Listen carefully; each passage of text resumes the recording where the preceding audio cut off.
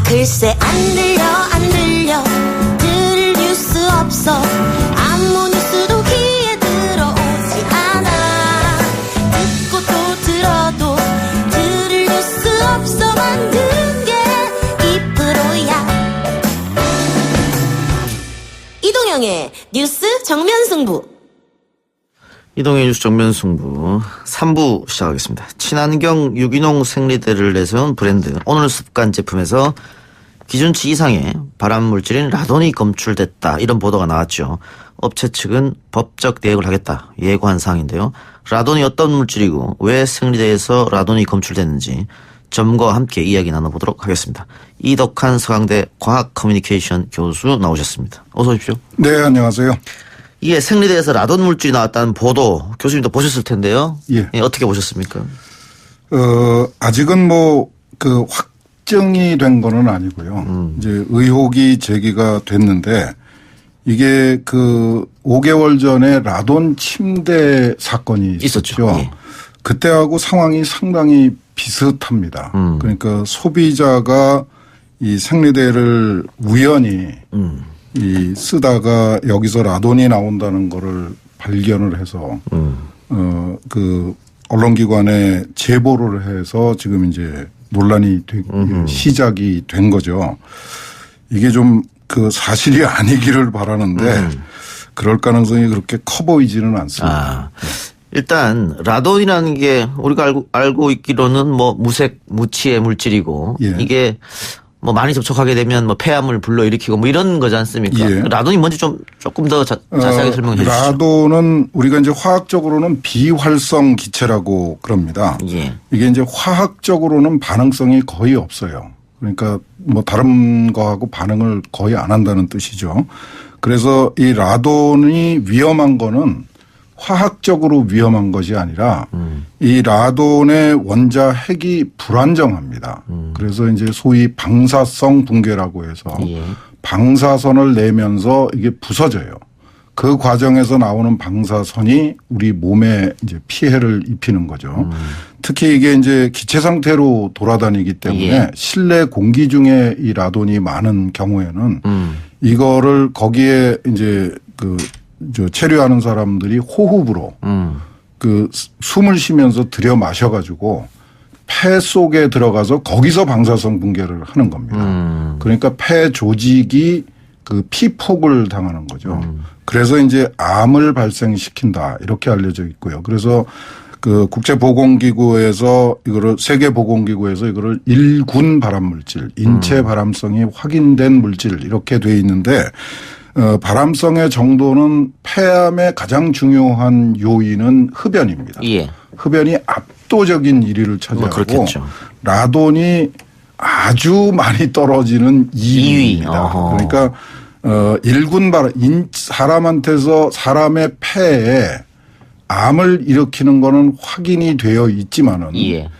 흡연만큼 걱정할 필요는 없는 거다. 그러니까 지금 흡연하시는 분들이 폐암 등의 경고를 엄청나게 하는데도 불구하고 흡연하시는 분들이 많잖아요. 그러니까 그거보다도 정도가 좀 떨어지는 거다. 그러니까 1군 발암 물질이라고 정말 큰일이 난 것처럼 재앙이 난 것처럼 그렇게 호들갑을 떨 필요는 없지만은 상쾌하지를 않죠. 기분이 썩 좋지를 않죠. 제가 어디서 듣기로는 겨울철에는 추워서 환기를 잘 안 하니까 조금 더 위험하다 라돈에 이런 그렇죠. 얘기가 맞습니까? 예. 그러니까 주로 이제 라돈이 많이 나오는 것이 시멘트하고 모래. 여기에 이제 우라늄 성분, 특히 모래에 우라늄 성분들이 우리나라의 경우에는 꽤 많이 들어 있습니다. 그런데 그 우라늄이 자연 방사성 붕괴를 하는 과정에서 라돈이 만들어지고 그 우라늄은 이제 고체로 돌 속에 들어 있는데 이게 부서져서 라돈이 되면은 이게 스물스물 새 나와요. 그래서 이제 실내 공기를 오염을 시키게 되는데 이게 실내 공기 중에 며칠을 머물게 됩니다. 그러니까 환기를 자주 안 하게 되면은 특히 지하실이나 또는 콘크리트로 지은 아파트 이런 데는 우리가 이제 겨울철에 난방 때문에 환기를 잘 하지 않잖아요. 예. 특히 우리나라의 경우에는 그 좀 걱정을 할 필요가 있습니다. 그래서 겨울철에 특히 환기에 신경을 많이 써주실 필요가 있습니다. 네. 그 아까 시멘트 모래 말씀하셨으니까 건축 자재에 거의 다 들어가는 거니까 그렇죠. 이게 그렇네요. 정말 아파트 같은 거 예. 신경 써야겠습니다. 예. 근데 뭐 이 당장 여기 있으면은 당장 내일 암에 걸린다. 이런 그 암이라는 거는 아주 만성 질환입니다. 그러니까 그 경계는 해야 되지만은 막 금방 뭐 목숨이 달려 있는 그런 그 위중한 거는 아니고 어쨌든 우리가 경계를 하면 충분히 막을 수 있는 거다. 쉽게 볼 물질은 아니다. 그렇죠. 이렇게 보면 될 것 같고요. 지금 오늘 습관 측에서 해명 자료를 냈거든요. 국가기관 인증을 다 받은 제품이다라고 하면서 2개의 시험 결과를 홈페이지에 게재를 했습니다. 한국기초과학연구원이 인증한 것이고 방사능 측정 전문기관에서 측정했는데 방사능 안전 기준 수치보다 현저히 낮은 수치로 나왔다. 그러면서 해당 내용에 대한 언론중재위를 통해 정정 보도를 요청할 것이며 손해배상도 하겠다라고 했는데 그 교수님도 이 시험 결과서 보셨을 거 아닙니까? 봤습니다. 네, 어떻게 생각하세요? 우선 이 그 시험을 한 기관은 기초과학연구원이 아니고 기초과학지원연구원입니다. 전혀 다른 기관인데 정부 출연 연구기관입니다. 그런데 좀 안타깝습니다. 이 그 문제가 되는 제품을 생산한 기업은 아주 작은 중소기업이고 기술력이 그렇게 충분하지 않은 기업인데 이런 겁니다. 지금 언론에서 이 제품이 라돈을 방출한다 하는 의혹을 제기를 했는데 이 기업에서 공개한 시험 성적에는 그 검사 보고서에는 라돈에 대한 얘기는 일체 없습니다. 6종의 핵종을 검사를 했는데 이 간단히 말씀드리면 이렇습니다. 어떤 제품에 내가 사과 분말이 들어있는 거를 발견했다. 그렇게 주장을 했는데 그거를 생산한 기업에서는 나는 그 포도 분말은 거기다 넣지 않았는데 이런 대답을 한 꼴입니다.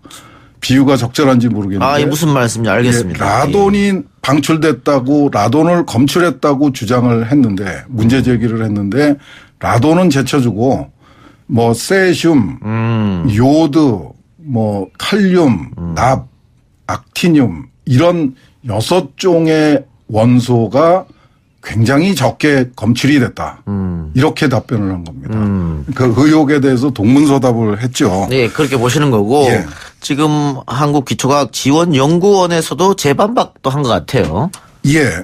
기초과학지원연구원도 좀 공연히 이 논란에 휘말려 들어갔다 이렇게 느끼고 있을 겁니다. 이 기업이 그 공개한 보고서가 전부인지도 알 수가 없고 내용을 자세하게 읽을 수도 없어요. 이렇게 일부만 하이라이트를 해서 읽을 수 있도록 좀 묘한 형태로 공개를 했거든요. 근데 그 지금 기업이 공개한 자료만을 보면은 이 기초과학지원연구원이 왜 이런 검사를 해줬을까라고 좀 궁금하게 생각할 수 있는 그런 여지가 있는 그 검사 보고서예요. 그러니까 잘못하면 기초과학지원연구원으로 불똥이 튈 수도 있죠. 하여튼 확실한 거는 그 언론이 제기한 의혹에 대한 답변은 없는 겁니다. 그래서 기초과학지원연구원에서도 따로 입장을 내겠다고 한 것 같으니까 좀 더 지켜보기로 하고요. 그 생리대 같은 경우에는 여자분들의 몸에 직접 닿는 제품이지 않습니까? 그런데 여기서 라돈이 기준치 이상으로 검출됐다고 하면 장기간 또 장기간 사용했을 때 불임이나 뭐 난임 혹은 뭐 특정 암 영향이 있을까요?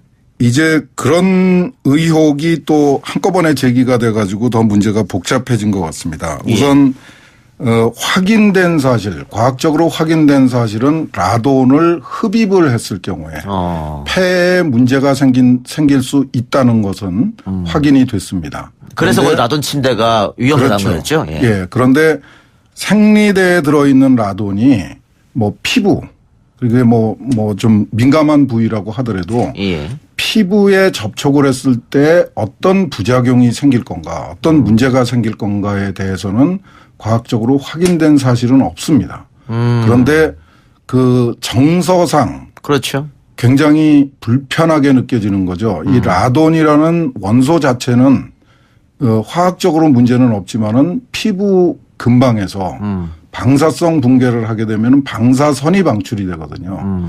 그러니까 그 방사선이 피부에다가 어떤 그 문제를 일으킬 건가 하는 것이 좀 우려가 되는 상황인데 아직 과학적으로 확인된 사실은 없다.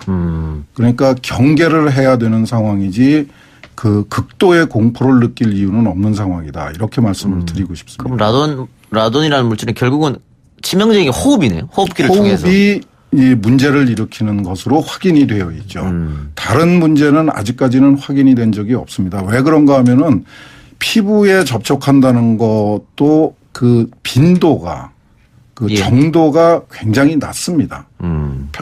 호흡으로 폐에 들어가면은 거기에 그대로 남아가지고 계속 방사선 붕괴를 일으키는데 그 피부에 접촉하는 경우에는 그렇게 시간이 길지 않기 때문에 크게 문제가 없다는 게 아니라 확인된 부작용이 없다. 근데 경계는 할 필요는 있다. 예. 안심할 이유는 없다. 그렇죠. 얘기죠. 그렇겠죠.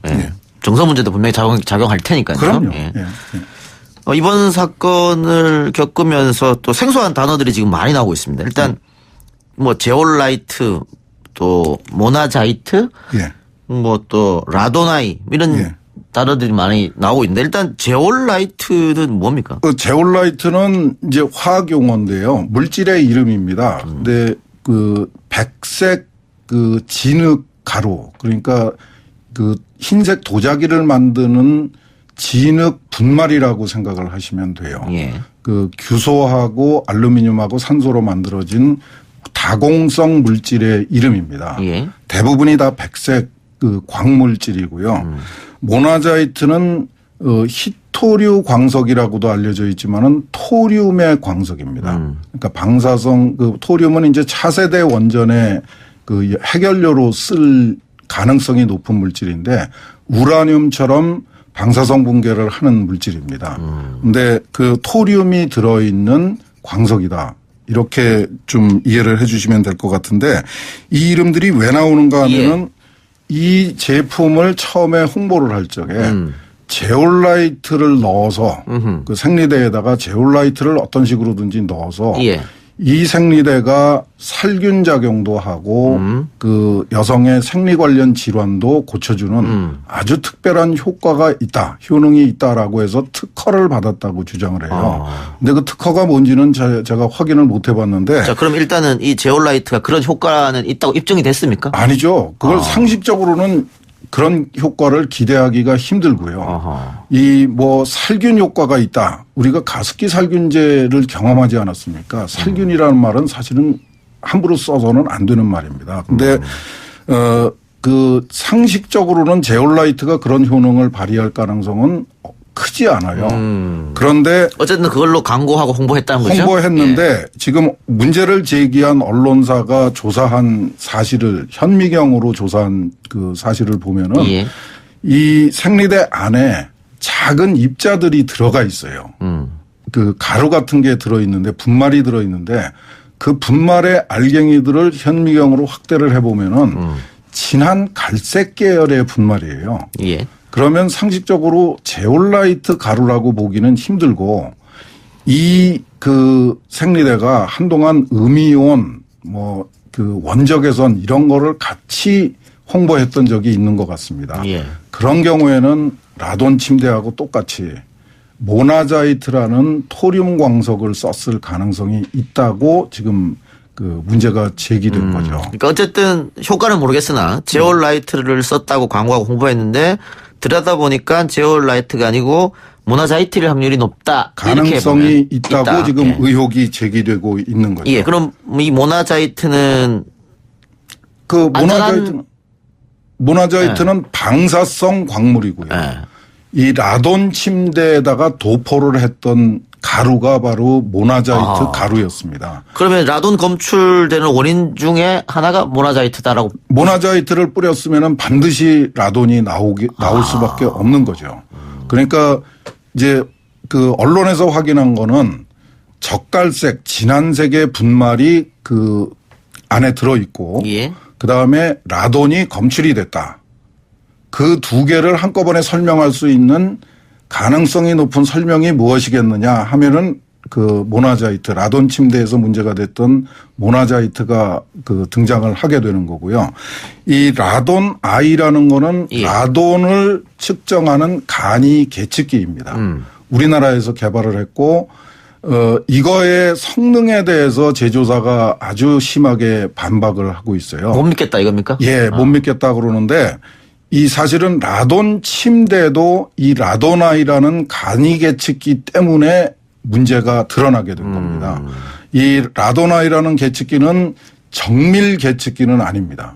값이 한 30여만 원 정도에 불과하고 정밀 그 계측기는 수천만 원을 합니다. 예. 그러니까 그거보다는 훨씬 값이 싸고 쉽게 쓸 수 있는 건데 이런 겁니다. 그러니까 라돈이 방출되느냐 안 되느냐 정도를 가려줄 수 있고 굉장히 많이 방출되느냐 좀 적게 방출되느냐 정도를 가려줄 수 있는 그런 목적으로는 충분히 그 효과가 입증된 그런 계측기고요.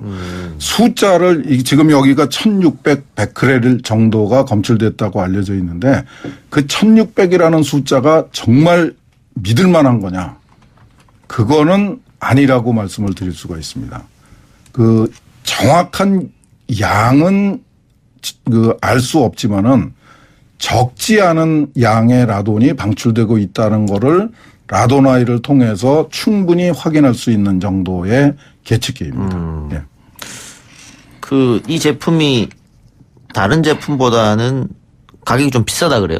친환경이라고. 많이 비싼 걸로 알고 예. 있습니다. 아마 10개 한 팩에 뭐 10만 원이 넘는다고 그래요. 그러니까 보통 그 생리대하고는 뭐 비교가 안 될 정도로 비싸게 팔리고 일반 상점에서 이렇게 그 진열을 해놓고 파는 물건이 아니고 주로 이제 SNS를 통해서 홍보를 하고 온라인으로 그 판매를 했다고 그래요. 그러니까 이렇게 비싸게 홍보하고 또 판매를 했는데 그러면은 정부가 미리 이거를 좀 차단할 그럴 방법은 없을까? 소비자가 다 일일이 확인할 수는 없는 노릇 아니겠어요? 참 안타까운 현실이죠. 그 지금 이제 언론에 공개된 거 보면은 이 제품의 표면에는 순면 제품이라고 써 있어요. 예. 순수한 면을 사용한 제품이다. 근데 그 여성들이 좀 연세가 드신 여성들은 다 면 생리대를 사용해 본 경험이 있으시거든요. 근데 지금 우리 사회에서 우리 그 여성들이 사용하고 있는 일회용 생리대하고는 품질에서 엄청나게 차이가 납니다. 흡수성, 그러니까 물을 그 수분을 흡수하는 능력면에서 순면하고 지금 우리가 사용하는 폴리아크릴레이트라고 하는 계열의 흡수체하고는 누가 봐도 확연하게 구분할 수 있을 정도로 성능의 차이가 있습니다. 예. 그런데도 불구하고 그러니까 이 제품은 순면 제품일 수가 없을 겁니다. 그런데 순면 제품이라고 광고를 하고 있어요. 그러니까 제가 보기에는 참 안타까운데 소비자들이 이 물건을 보고 과연 이게 그렇게 비싼 값에 사야 될 정도로 좋은 제품인가 하는 것은 제 생각에 그 충분히 가릴 수 있었지 않을까 하는 아쉬움이 남습니다. 물론 정부가 이거를 다 관리해 주면 좋겠지만은 정부가 모든 거를 관리해 줄 수는 없죠. 예. 예, 한계가 있는 건데 이 생리대, 일회용 생리대에서 방사선이 방출될 거다. 라돈이 방출될 거다라는 것을 추정할 수 있는 사람은 아무도 없었을 겁니다. 아마. 이거는 생리대라는 게 구조가 굉장히 간단합니다. 안에 내피가 있고 면으로 된 내피가 있고 흡수체가 있고 바깥쪽에 비닐 방수막이 있는 간단한 구조거든요. 예. 거기에서 방사선을 방출하고 라돈이 방출된다고 의심할 사람은 아마 세상에 그렇게 많지 않을 겁니다. 그러면은 혹시 예. 다른 생리대는 어떨지? 다른 생리대 아마 가능성은 크지 않습니다. 이 지금 문제를 일으키고 있는 모나자이트라는 광물 가루는 누가 보더라도 쉽게 구분할 수 있는 진한 젓갈색, 회갈색의 분말이에요. 육안으로도 볼 수 있습니까? 그럼요. 모래가루 같습니다. 고운 모래가루 같은데 그걸 그 생리대는 대부분이 다 순백색입니다. 예. 근데 거기다 그걸 뿌리면은 거뭇거뭇하게 보이죠. 그거를 아무 거부감 없이 쓰는 여성은 그렇게 많지 않을 겁니다. 그 제품을 조금만 신경 써서 보셨더라면은 아, 이게 좀 뭔가 정상이 아닐 수도 있다는 거를 인식할 수 있지 않았을까. 실제로, 그 처음에 이 문제를 제보한 그 소비자는 그런 의심을 했었던 것 같아요. 그래서 그 라도나이라는 걸 가지고 집에서 측정을 해보니까 라돈이 많이 나와서 그 언론사에다가 제보를 했던 걸로 제가 들었습니다. 라도나이라는 기계가 비싸진 않는 모양이죠? 한 30여만 원 정도 합니다. 예. 지금 이제 라도나이가 개발된 이유는 이런 그 라돈 침대나 뭐 라돈 생리대 때문에 개발한 게 아니고 지금 라돈에 의한 환경 문제, 실내 환경 문제가 전 세계적으로 문제가 되고 있습니다. 특히 그 좀 잘 못 사는 나라, 그 파키스탄이나 인도나 뭐 아프리카나 이런 데 지역에 있는 그 건물의 실내에서 라돈이 심각한 문제가 되고 있어요. 그래서 이제 그런 나라에다가 수천만 원짜리 계측기를 가지고 다닐 수는 없으니까 이런 작은 소형 간이 계측기를 많이 개발을 하고 있습니다. 그래서 그 지금 우리나라에서도 어느 벤처 업체가 그거를 개발을 했고 예. 제가 알기로는 그 미국을 비롯해서 세계 여러 나라에서 상당히 싼 가격에 이 신뢰도가 꽤 높은 그 간이 계측기로 인정을 받고 있는 걸로 알고 있습니다. 그래서 전 세계적으로 꽤 많이 그 보급이 되고 있고 특히 이 라돈 침대 덕분에 아마 우리나라에서는 아마 한동안 특수를 누렸던 것 같아요. 아까 저희가 환기 얘기도 했지 않습니까? 예. 지금 팟빵 앱으로 작가주 님이 질문을 보내주셨는데 미세먼지 때문에 환기도 잘 못 시키는데 혹시 공기청정기가 라돈에 효과 있습니까? 공기청정기가 라돈을 걸러줄 가능성은 그렇게 많지 않습니다. 예. 그 미세먼지가 참 괴롭지요. 그럼에도 불구하고 적당한 시간 간격으로 그 환기는 꼭 해 주셔야 됩니다. 시간은 예. 여러 가지 이유로 특히 지금 아파트처럼 밀폐가 아주 완벽하게 되는 그 환경은 예. 그 안에 그 거주하는 분들한테 별로 좋지 않습니다.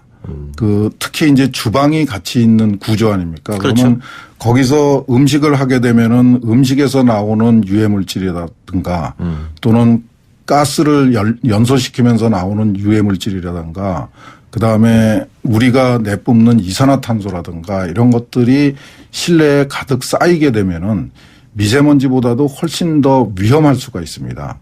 그러니까 저 아파트의 경우에는 난방비를 너무 걱정하지 마시고 주기적으로 환기를 시키는 것을 일상화하시는 노력이 반드시 필요합니다. 이 라돈 때문에라도 환기를 그 정기적으로 해 주시는 게 좋습니다. 주기적으로 말씀하셨는데 하루에 몇 번 좀 창문을 좀 열어놓으면 좋을까요? 그 가정마다 아마 사정이 다를 겁니다. 낮에는 뭐 비워져 있는 상태고 아마 4인 가족이라고 그러고 적당한 크기의 아파트면은 제 생각에는 한 서너 시간마다 한 번은 특히 식사를 하고 난 후 예. 주방에서 조리를 하고 난 직후 같을 때에는 예. 환풍기를 돌리거나 예. 환기를 반드시 해 주시는 노력이 생각보다 자주 해야 되네요. 서너 시간이면. 그렇습니다. 예. 알겠습니다. 우리가 생활을 하는 과정에서 우리 스스로 발생시키는 미세먼지의 양도 많고요. 옛날에 한옥 같은 경우에는 사실은 그 밀폐가 안 돼 있었죠. 예. 그래서 크게 문제가 안 됐습니다. 근데 지금의 우리의 주택 구조는 밀폐가 정말 완벽한 수준으로 밀폐가 됩니다. 그러니까 안에서 만들어지는 미세먼지라든가 오염 물질들을 정기적으로 의도적으로 그 빼내주지 않으면은 안에 거주 환경이 상당히 나빠진다고 좀 인식을 해 주실 필요가 있습니다. 또 하나. 요즘은 그 생리대 말고 생리컵도 사용하는 여성들이 많다고 하던데요. 예. 생리컵은 이 화학물질이나 이런 거 걱정 안 해도 됩니까? 생리컵은 보통 이제 실리콘 고무라고 하는 재질로 만들어져 있습니다. 예. 실리콘 고무는 화학적으로 반응성이 굉장히 낮아서 독성은 그렇게 크게 걱정하지 않아도 되는 걸로 알려져 있습니다. 그런데 저도 얼마 전에 왜 우리 사회에서 이 생리대의 휘발성 유기물질 때문에 굉장히 심각하게 시끄러웠어요. 그때 알게 된 사실인데 우리나라는 거의 모든 여성이 일회용 생리대를 사용을 하더라고요. 일회용 생리대의 시장 점유율이 거의 99% 가까이 됩니다. 근데 서양에서는 특히 그 미국하고 유럽 쪽에서는 사정이 우리랑 상당히 많이 다른 것 같아요. 이 탐폰이라고 해서 삽입형 생리대가 있고 지금 이제 유럽 쪽에서 특히 빠르게 확산되고 있는 생리컵도 있고 그러니까 우리 소비자들도 이제 좀 일회용 생리대 말고 다른 대안이 있다라는 사실을 좀 인식을 하시고 좀 검토를 해 주실 필요가 있고요. 또 하나 제가 꼭 소비자들한테 말씀드리고 싶은 거는 면 생리대. 그 전통적인 면 생리대를 이제 부활을 시키자라는 목소리가 있는 것 같아요. 귀찮지 않습니까? 귀찮은 정도가 아니라 그 보건 측면에서 절대 바람직하지 않고. 아, 오히려? 그럼요. 그 사용은 뭐 그렇게 하더라도. 예. 그 옛날처럼 여성들이 다 집안에 뭐 활동을 그 대외 활동을 안 하고 집안에만 거주하면은 큰 문제가 없죠. 그렇네. 그런데 학교를 다니고 직장을 다녀야 되는 여성들한테는 이건 절대 현실적인 대안이 될 수가 없습니다. 그거를 사용한 그 면 생리대를 저녁에 퇴근하고 그 학교에서 그 집으로 돌아갈 때까지 그걸 가지고 다녀야지 돼요. 그런 사실 현실적으로 문제가 상당히 심각하다는 거를 좀 인지를 해 주셨으면 좋겠고 산부인과의 그 의사분이나 이런 분 의료계에서도 이 생리대 문제에 대해서 우리 사회의 지금 현실이 과연 합리적인가 현대에 빠르게 발전하고 있는 기술이나 우리의 생활 모습하고 합치가 되는 그 소비 패턴을 가지고 있는가 이거에 대해서 전문가들도 정부도 좀 심각하게 검토를 해줄 필요가 있다고 생각합니다. 알겠습니다. 마지막으로 지난 대진 침대 때도 원자력 안전위원회죠. 제 역할을 하지 못했다. 뭐 5년간 방치했다. 뭐 이런 얘기도 있었었는데 오늘 아침에 원안위가 생리대를 수거해서 조사 중이라고 하거든요. 원안위가 이번 사태에 어떻게 대응해야 된다고 보십니까? 참 답답합니다. 예. 지난번에 그 대진 침대 사건이 터졌을 적에는 처음에 대진 침대에서 제공받은 침대를 가지고 검사를 해서 안전하다고 발표를 했어요. 5월 10일입니다. 제가 날짜도 잊지 않는데 그리고 나서 닷새 만에 이제 소비자가 제공해 준 침대를 가지고 검사를 해가지고 위험하다고 발표를 했어요. 원안위가 이 지금 그 모나자이트라는 광물을 수입을 해서 66개 업체라고 알려져 있습니다. 66개 업체에다가 공급을 해서 105종의 생활용품을 만들어서 지금 그 시중에 판매를 하고 있는 걸로 알려져 있는데 원안위가 수입 업체도 공개를 안 하고 그 모나자이트를 공급받은 업체도 공개를 안 하고 있어요. 왜 안 하는지는 모르겠습니다. 언론이 요구를 해도 안 가르쳐 주고 국회에서 요구를 해도 안 가르쳐 준다고 제가 들었어요. 원안위가 누구를 위한 원안위이고 잘 모르겠습니다. 그 모나자이트 수입상하고 모나자이트를 사용해서 국민들을 좀 불안하게 만드는 기업 편인지 소비자 편인지 잘 모르겠고 전문성도 많이 떨어지는 것 같아요. 지난 5월 달에 라돈 침대가 나왔을 적에는 일주일 만에 안전하다 해서 불안하다로 넘어갔고 지금 천안에서 그 라돈 침대를 해체를 하고 있습니다. 그런데 가정에서 침대를 하나 가지고 있는 거는 위험하고 그걸 가지고 가서 그 2만 개, 3만 개를 쌓아놓고 그 정말 장갑도 안 끼고 마스크도 안 끼고 그냥 그 침대를 뜯는 작업자들은 안전하다고 지금 주장을 하고 있어요. 이건 좀 앞뒤가 안 맞는 거죠. 그래서 당진에서는 주민들이 철저하게 반대를 해가지고 제가 듣기로는 당진에서 그 단순히 그 라돈 침대를 해체하는 거를 반대한 게 아니라 작업자들한테 안전 조치를 해달라. 그리고 환경에 그게 노출되지 않도록 그 배출되지 않도록 안전장치를 하고 작업을 해달라 하는데 그 요구를 못 들어줘 가지고 예. 결국은 다시 천안으로 옮겨가는 걸로 알고 있습니다. 참 안타까운 일이죠. 왜 정부기관이 국민들 편에서 국민들을 위해서 일하는 모습을 보여주지 못할까. 예. 그런 면에서는 참 안타깝게 생각하고 있습니다. 예, 알겠습니다. 교수님 오늘 말씀 여기까지만 듣겠습니다. 예, 감사합니다. 예, 지금까지 서강대 과학 커뮤니케이션 이덕한 교수였습니다. 3부 순서 마치고요. 4부로 돌아오겠습니다. 뉴스 신동 이 작가와 함께하는 비포장 뉴스 해학 뉴스 정면 승부. 앞서 3부에서 생리대 라돈 검출 문제로 전문가를 모시고 이야기를 했는데요. 혹시 오늘 습관 측에서 반론을 원하실 경우에는 따로 저희가 시간을 드리도록 하겠습니다. 요즘 반론 주지 않으면 방심 제소한다는 사람이 많아가지고 그렇게 하도록 하고요. 청래당 하기 전에 앞서 이야기했던 카카오 카풀 서비스 택시업계 입장을 들어봤는데 잠깐 카카오 측 입장을 한번 들어보도록 하겠습니다. 카카오 모빌리티 최바다 팀장 연결합니다. 팀장님. 네, 안녕하세요. 카카오 모빌리티 최바다입니다. 예, 우선 카카오 카풀 서비스 시작하게 된 이유 좀 들어볼까요? 네, 기존 대중교통의 공급이 부족한 출퇴근이나 예. 심야 시간 등의 나홀로 운전 차량의 빈좌석을 공유해서 같은 방향을 이동할 수 있도록 매칭해주는 서비스입니다. 근데 지금 택시업계 측에서는 출퇴근이 네. 심야 시간이 아니고 네. 이 앱을 시작하게 되면은 24시간 운영될 것이다 이렇게 우려하고 있거든요. 그것은 좀 과한 우려시고요. 왜냐면은 기존에 이미 우리나라에 카풀 서비스가 있습니다. 근데 이 카풀 서비스들이 출퇴근 시간을 정해서 하는 서비스도 있고 그리고 24시간 하는 서비스도 있어요. 이렇게 다양합니다. 그래서 저희 같은 경우는 지금 법상에 출퇴근이라는 정의가 없어서요. 예.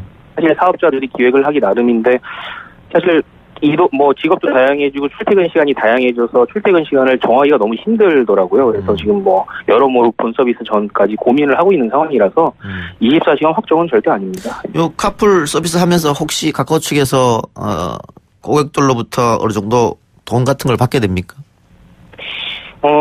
승객이 이제 결제를 하게 되면 그 중에 한 20% 정도를 수수료로 생각은 하고 있습니다.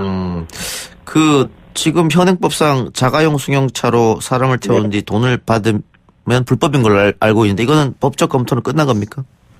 그 법적 검토는 끝났고요. 법에 예외사항이 있습니다. 예외사항은 이제 출퇴근에 하나여 승용차를 같이 타는 경우라는. 그건 괜찮다.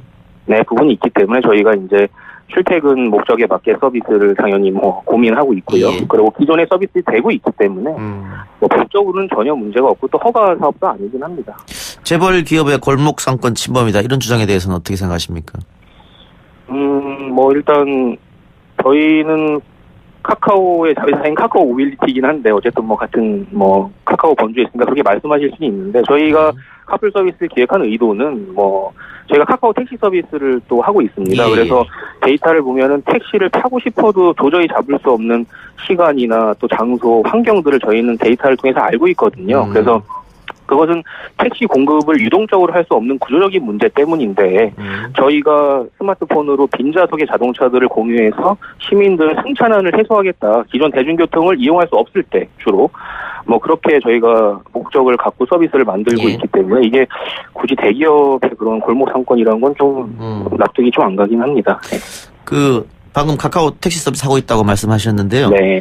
지금 택시업계에서는 이 사태에 대해서 강력 반발하면서 만일 계속해서 카카오가 이 서비스를 하겠다고 하면 카카오 콜을 안 받겠다 이렇게 이야기하고 있어요.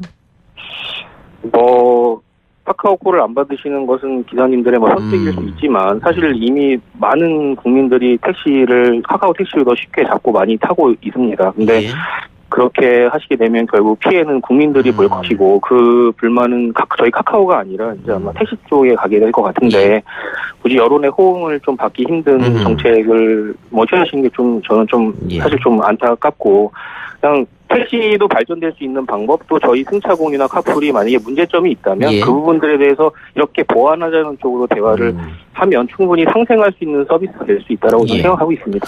그러니까 지금 팀장님 말씀 들어보니까 뭐 이 계획을 철회하거나 그러진 않을 것 같고요. 그러면은 네. 앞으로 택시 업계하고 만나가지고 해법을 찾아야 될 거 아니겠습니까? 네.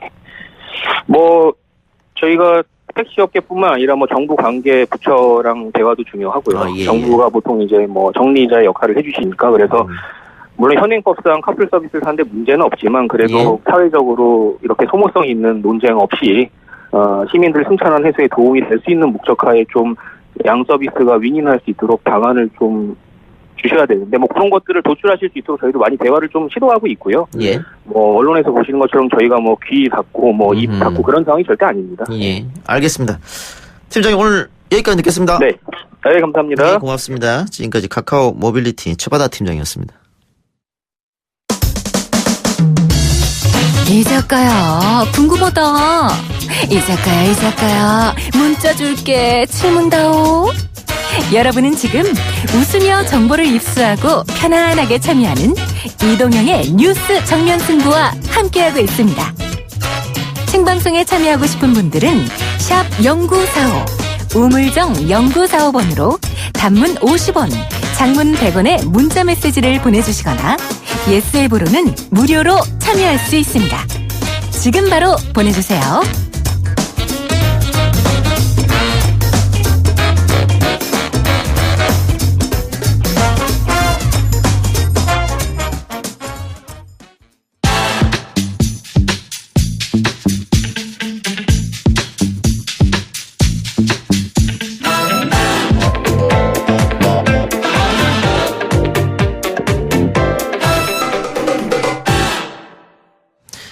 청래당 정청래 의원 나왔습니다. 네, 여러분 안녕하십니까. 이 시대 참 유튜버 정청래입니다. 예, 정청래 의원 오늘 10분밖에 못할 것 같아요. 네. 10분 하려고 출연하시면 좀 지금 그렇잖아요. 김어준 다스베이다 촬영장 실시간 중계했는데 예. 동시 접속자 3,000명 들어왔어요. 아, 네. 결국은 정청래 TV. 거기 갔다 오느라 늦었다 이 말씀이네요. 아니 근데 거기 정우성도 나왔어요. 정우성. 네. 그러면 정우성 씨 보려고 유튜브 들어온 거 아니에요? 안 보여줬어요, 제가. 지금도 하고 있어요? 네, 지금도 지금 생중계 하고 있어요. 아하. 제 정청래 유튜브로. 재미 붙이신 것 같습니다. 네. 지금 그때 10,000명 약간 넘었던 16,000명 넘었습니다. 아, 일주일 사이 6,000명이 늘어났습니까? 네네네. 성공적이네요. 네. 연말까지 10만 명 갑니까? 일단 5만. 목표는? 일단 5만인데 예. 5만 명 구독자 간다고 해서 결코 제가 5만해질 성격은 아니죠. 네. 겸손하겠습니다. 예, 알겠습니다. 네. 그 국가 경쟁력 15위 우리가 기록했다고 그런 네. 이야기 있던데 무슨 말입니까? 지금 문재인 대통령 유럽 순방 중인데요. 예. WEF 세계 경제 포럼에서 매년 국가 경쟁력을 발표하거든요. 예. 근데 우리가 입에서 항상 우리 국가 경쟁력 11위야 이렇게 얘기한 적 있지 않습니까? 예. 국가 경쟁력 11위. 이게 노무현 대통령 때 2007년도 순입니다. 그리고 이명박 대통령 때는 25등으로 떨어졌어요. 그러다가 박근혜 대통령 때 26위로 떨어졌습니다. 그랬다가 작년 정권 교체 이후에 우리가 17등으로 올라갔어요. 그러다가 올해 15등으로 지금 발표가 됐습니다. 그래서 뭐 들으시는 분들에 따라 다를 수 있지만 노무현 정권이 나라를 망쳤다 하는데 국가 경쟁력은 제일 높았어요. 그게 잘못된 오해죠. 140개 국가 중 15위. 네네. 상당히 높은 숫자인데 네. 특히 거시경제, 안정성, ICT 분야는 1위입니다. 그러니까 문재인 정부가 지금 경제를 망치고 있다. 그래서 경제 성장, 경제 발전 가능성이 없다고 그러는데 세계 경제 포럼 굉장히 권위 있는 기구입니다. 거시경제 안정성은 세계 1등입니다. 그러니까 앞으로 거시경제는 대한민국이 제일 좋다. 이런 거고요. 또 ICT 보급률 이것도 전 세계에서 1등이다. 예. 근데 또 1등 한 게 있습니다. 전력 보급률 이것도 1등입니다. 그러니까 원전을 왜 탈원전을 하냐. 앞으로 전기도 문제인데 근데 그것도 잘못된 공격일 수 있다. 왜냐 전력 보급률이 전 세계에서 우리가 1등이에요 지금. 그래서 전력 보급률에 문제가 없다. 이런 예. 거거든요. 그러면서 철도, 도로, 인프라 6위 이건 상당히 높은 숫자인데 네. 다만 네. 예. 근로자의 권리 108입니다. 근로자의 권리 108위. 예. 노사관계 협력 124위. 124위. 예. 정리해고 비용 114위. 네. 결국은 노사관계 노동자 이쪽 노사 분야는 상당히 하위권이에요. 네, 그렇습니다. 그러니까 우리가 노무현 대통령 시절에 그런 부분이 좀 좋았다가 이명박 정권 때 상당히 국가 경쟁력을 낮추는 그런 순위거든요. 예. 네, 그런 면에서 봤을 때 자유한국당에서 문재인 정부 와서 경제가 망했다 하는 것은 WEF 세계경제포럼에 의하면 사실이 아니다. 기업 독과점도 순위가 굉장히 떨어지는데 네. 이것은 그만큼 대한민국의 기업이 싹쓸이하고 있다 이렇게 봐야 되는 네, 겁니까? 그렇습니다. 예, 그래서 경제 중에서 노동, 예. 노사협력 이런 부분이 상당히 최하위권에 지금 속하고 있거든요. 예. 그래서 이런 부분이 더 개선이 되면 우리가 10위권 안으로 들어가지 않을까 그렇게 생각을 합니다. 예. 문재인 대통령 유럽 순방 얘기 좀 해보죠. 네. 자, 이번 유럽 순방의 의미가 어디에 있다고 보십니까? 많은 사람들이 유럽 국가들의 지지가 필요하다 이런 얘기도 하던데. 그러니까 저도 이제 유럽을 방문했고 EU도 방문했고 그랬는데요. 네. EU는 미국의 일방주의를 반대합니다. 그리고 통합, 화합, 화해 이런 것을 강조하거든요. 그러니까 당연히 한반도 평화 노선을 지지할 가능성이 높다. 특히 프랑스 같은 경우는 유엔 안보리 상임이사국이지 않습니까? 그래서 프랑스에서 지금 북한이 원하고 있는 속도에 맞게 한반도 비핵화 속도에 맞게 하나 주면 하나 받아야 되는데 북한도 그래서 대북 경제 제재를 좀 완화하는 것이 어떠냐라는 것이 러시아와 중국에서 목소리를 내는 것보다는 프랑스에 내는 것이 훨씬 더 공신력 있지 않겠습니까? 아마 그런 부분에 대해서 문재인 대통령과 마크롱 대통령 간에 그런 아마 대화가 있지 않았을까 그렇게 생각합니다. 예. 그런데 뭐 일단 보수야당 경우에는 문 대통령의 제재 완화 공식 거론에 대해서 미국과의 공조를 우려하는 시각을 나타내고 있어요. 지금 사실은 미국에서 자유한국당과 정부 간의 공조가 없다. 이것을 더 걱정하지 않을까요? 그래서 오늘 청와대에서 발표했지만 한미 공조에는 아무 문제가 없다. 이렇게 지금 공식적으로 확인하고 있는 거죠. 그래서 한미 공조를 그렇게 걱정하실 거면 북한도 우리 대한민국도 그리고 미국도 지지하고 있는 판문점 선언 있잖아요. 이거 예. 지지 비준동의 이거나 좀 해주셨으면 좋겠어요. 트럼프 대통령이 제재와 관련해서 승인이라는 단어를 쓴 거에 대해서는 어떻게 보십니까? 그거는 실언이라고 생각합니다. 예. 그리고 그것은 당연히 잘못된 발언이고요. 그것은 용어 선택을 잘못했다 이렇게 생각을 하고요. 그리고 남북 관계 속도 조절론 뭐 이런 것을 보수 언론에서 계속 얘기하고 있는데 철저하게 한미 공조 속에 그리고 한미 공조를 해칠 수 있는 남북 관계의 속도 조절 이런 건 사실은 말하기 좋으니까 할 수 있는데 불필요하다고 생각하고요. 개성의 남북 공동 연락 사무소 설치할 때도 이거 뭐 유엔사에서 반대하는 거 아니냐, 미국이 반대하는 거 아니냐, 계속 예. 이렇게 어떻게 보면 가짜뉴스성 기사들을 쏟아냈는데 결국은 개소식 하지 않았습니까? 그리고 미국이 문제 제기 안 하지 않습니까? 그래서 남북철도 연결 착공식은 북한에 돈이 가고 물자가 가는 게 아니거든요. 착공식은 해야죠. 그리고 그것은 수위 조절을 해가면서 앞으로 연결 사업, 철도 연결 사업 이런 것은 하면 된다. 이렇게 생각합니다. 예. 김정은 위원장이 내년에 대북 제재가 다 풀릴 것이니 사업을 미리 준비해라. 이렇게 지시를 했다는 보도가 있었어요. 저도 그 기사를 봤는데 뭐 사실 여부는 확인할 수가 없어요. 그렇죠. 예. 누가 얘기했다는 게 없고 소식통에 의하면 이렇게 되어 있어요. 근데 저는 그런 지시를 했을 수도 있고 안 했을 수도 있는데 만약에 했다라는 것을 가정하면 미리미리 대비하는 거죠. 그러니까 예를 들면 한반도 비핵화가 되고 북미 수교가 된다. 그러면 그 상황이 언제 올지는 모르지만 거기에 맞는 것을 우리 정부도 준비는 해야 될 거 아니에요. 그러니까 북쪽도 지금 한반도 비핵화를 하려고 하는 것이 진정성이 있고 경제 발전이 제1의 목표라면 그러면 북미 관계가 잘 풀려서 대북 경제 제재가 해소됐을 때 예. 어떻게 할 거냐. 그것을 장관부들한테 미리미리 준비하고 있어라 라고 얘기하는 것은 잘못된 얘기는 아니죠.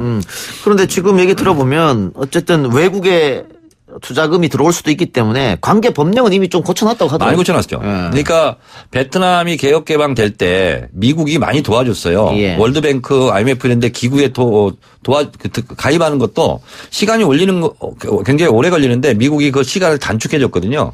그러니까 북미 관계가 잘 풀리면 김정은 위원장도 IMF 그리고 월드뱅크 이런 데 가입하고 싶다 했잖아요. 그러면 빨리 가입할 수 있는 거죠. 그걸 통해서 외자 유치가 될 수도 있는 거죠. 그러니까 그것을 미리미리 계획을 갖고 준비하고 있는 거다 이렇게 생각하고 그리고 김정은 위원장 체제가 들어오면서 경제 조치를 두 가지를 크게 했거든요. 하나는 뭐냐면 북한은 이제 당 중심 국가 아닙니까? 그래서 당에서 모든 기업소를 운영하고 자주유지했는데 기업 중심으로 해라. 경제 유치 이걸 하나 해놨고요. 또 하나는 뭐냐면 각 공장 기업소마다 인센티브 제도를 도입했습니다. 예. 그러니까 사회주의 경제 체제로서는 있을 수 없는 일이거든요. 그런데 이미 그런 조치를 다 해놔서 반쯤은 북한도 자본주의 체제화에 대한 제도 정비를 이미 마쳤다. 저는 이렇게 생각합니다. 네.